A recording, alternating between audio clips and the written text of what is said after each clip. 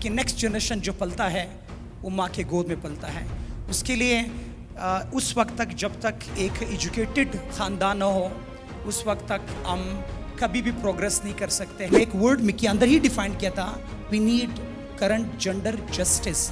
अब जस्टिस का मतलब है placing one thing on its due place. यहाँ पे मसला यहाँ पे आ जाता है कि हम हर चीज़ को वेस्ट को पैरामीटर पे देखना स्टार्ट कर लेते हैं, वो एक एक्सट्रीम है।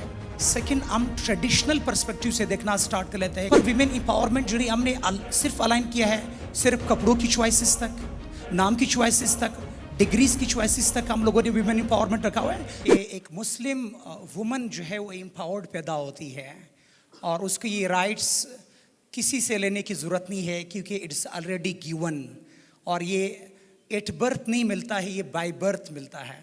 इसीलिए अगर काज है तो मौलाना जलालुद्दीन रूमी रहमतुल्लाह अलैह फरमाते हैं कि women is not a creature, women is the radiant of God, she is creating. और the perfect embodiment of God in the human form, that's women.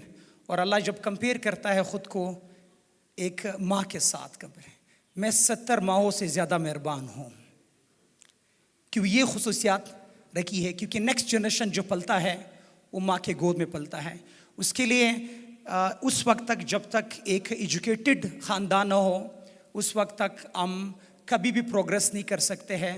बियंग कहती है, if you educate a man you educate a man, if you educate a women you educate a generation, and an educated mothers can give educated generations and nations। इसके लिए ये ना हमने दो extremes हैं, हमने गोल्डन मीन इख्तियार करना है। गोल्डन मीन का मतलब होता है, इसका मतलब है ग्लोकलाइजेशन, ग्लोबल पर्सपेक्टिव है, ट्रांसफर इनटू लोकल।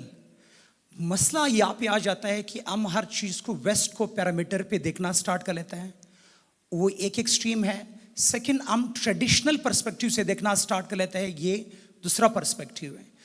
इसके बीच में से इसीलिए मैंने वर्ड इस्तेमाल किया जेंडर जस्टिस। ये वर्ड इसलिए यूज़ किया कि मुझे पता है बहुत सारे मिसकंसेप्शन हैं, तो मैं एक वर्ड में के अंदर ही डिफाइन किया था, we need current gender justice. अब जस्टिस का मतलब है placing one thing on its due place. यहाँ पे अब ये अमेरिका के जो एक्सपीरियंसेस है, इस वक्त ये जो डिबेट चल रहा है इसको कहा जाता है, हम जो पोस्ट मॉडर्न वर्ड के अंदर आप देखते हो इसमें कहते हैं you to think global but you to act local.